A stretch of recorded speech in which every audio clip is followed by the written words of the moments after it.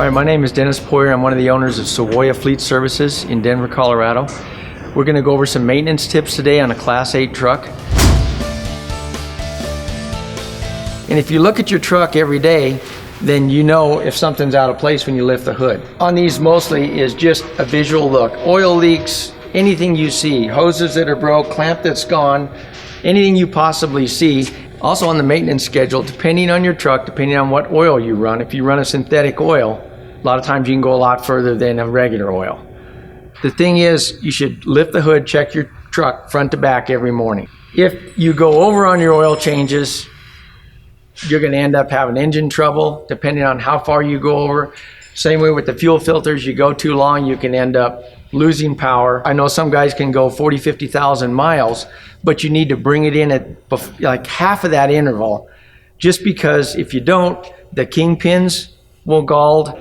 They come in, the kingpins are shot, or we had one towed in the other day, the guy couldn't even turn it. That grease job is going to cost you $50, $60. It's way cheaper than kingpins at $1,000. We have guys that'll come through the port on I-70 coming into Colorado at Grand Junction, and they'll get checked again, say going out in Fort Morgan on 76.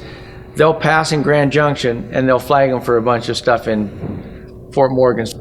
But a lot of those checks are good because they'll find stuff that you might not find, because a lot of guys don't lay on a creeper and go from front to back, to where the DOT people will lay on a creeper, go front to back sometimes. They'll get you for lights being out, brake adjustments out of service, crack spring, cracked in the frame, something like that, that's out of service.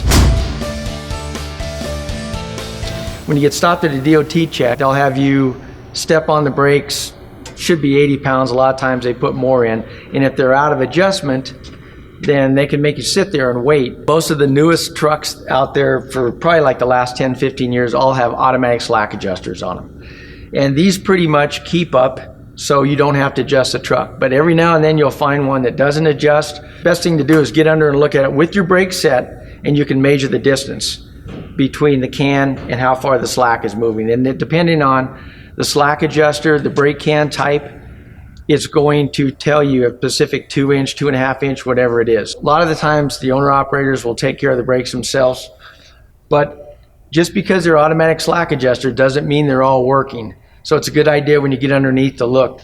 Also, inside the brake drum, as they get older, you'll feel a lip in there. And if you look at your brakes, a lot of times they'll look like they're wore out, but if the lip is in there, you still have a lot of brake left. Next time you change, you're going to end up putting drums on, because that's another DOT violation. If the lip is too deep, then they will take and tell you that's got to be changed. The DCA level in these, the newer trucks either have a blue, a red, mostly that antifreeze, you don't have to check the DCA level in for a while, but when you check it, and if it is bad, that's a drain and fill situation. Also, we take an oil sample on every one, and that tells you if there's fuel in the oil, antifreeze in the oil. This truck here usually gets the emission filter changed between 80 to 100,000. The air cleaner, this is a fairly small air cleaner, depending on the conditions you're running going down the highway. If you're in dirt, it's going to take more changing. If you run your oil longer, you're going to build up more carbon. This filter will plug quicker. And also when this gets plugged enough, it'll kick a code in the dash and let you know, but it should be changed before that. On your belts, you need to keep an eye on those. Look at those for glazing, if they've been heat, cracks, anything like that. Most of the new engines have automatic tensioners on them. You really don't have to check the tension on it.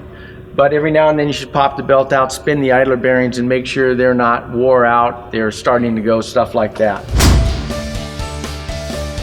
The inflation, most of these are 100 pound, 110 pound, depending on the tire. Best thing to do is look on the side, it'll give you the max specs on it. You need to look for wear on your tires. If it's, you run your hand like this, you feel it, the toe end's either in or out. Also, if the truck's got a lot of miles on it, it's a good idea to check your front U-bolts, because you'll be able to see it wear. So it's important when you grease the front end to pick it up, let the front axle hang, or the front spindles hang, so when you grease it, it will get up in there. If the front end's loaded, a lot of times the grease won't go up through it. You should have about 1.5 inches of free play at the top of the clutch. And the vehicles that are equipped with clutch brakes like this one, when you step down, you should feel the clutch brake about 1 inch to 3/4 off the floor. If you don't have that, or the clutch is letting off real high, then that's got to be adjusted.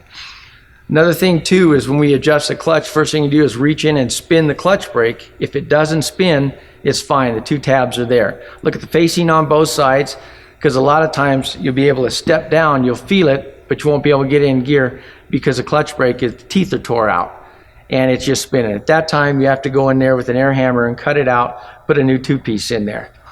But it's pretty important because you can put anywhere from $2 to $3 grand in one of these trucks putting a clutch in it, depending on how old the clutch is, the cross shafts are good, anything like that.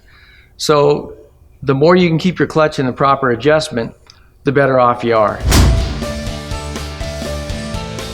Basically, these have a synthetic lube in them they've had for years. And the transmission takes a CD50, the rear ends take a 7590, some take a 75140. And they're synthetic, and they should be changed out about every 250,000 miles. At that time, when you change it, you can pull the plugs out. The plugs on the top and the bottom are usually magnetic, and you can clean all the filings off of it then. But it's a good idea to get that out of there, because if they've been in a hot position where they overheat, most of these have transmission coolers, the rear ends don't. So if you're hauling heavy, you know, you've got to check that fluid sometimes more often, change it more often than 250,000 miles. Another thing also on maintenance is the fifth wheel. That's a big part. A lot of these guys that haul dirt or tankers, they don't get out from under their fifth wheel a lot.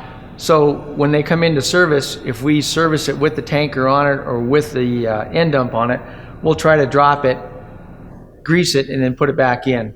That's a big deal, because if you don't get the grease in there, you'll end up with big grooves in there. It'll start to eat the top plate out. Also, the jaw adjustment is pretty critical too. And some of these are self-adjusters. Some of them have the bolt on top and you can adjust it for the tightness. When that's all the way out and there's a gap there and you're still loose, it's time to build the fifth wheel jaws. And when you're building them, you need to check to make sure this isn't keyholed. And what that means is it'll come up, instead of straight like that, it'll get wide from the pin going left, right, forward, back. At that time, the whole plate needs to be redone. But most of these are self-adjusters, so when they go out, it's time to put the fifth wheel on it.